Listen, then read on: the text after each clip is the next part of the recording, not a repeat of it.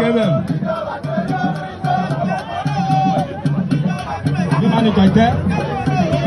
Jika cuma awalnya cuma berani, ini orang jangan ada di atas member. Ini orang kurang atas member. Free for men, ini kurang atas member. Ada ni orang.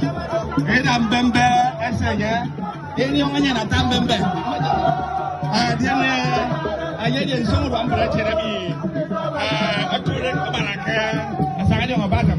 Dia nak dua friend yang, dia berutu, itu kuayi dia ni, dia ayah lu punya. Bawa pun dia ni orang asalnya, anak siapa kau bagi bah? Siapa tu? Dia kerja bagi. Ni mana kau ke? Beracun member dia ni. Ada asalnya dia, asalnya dia. Langsung sini apa? Hari minggu.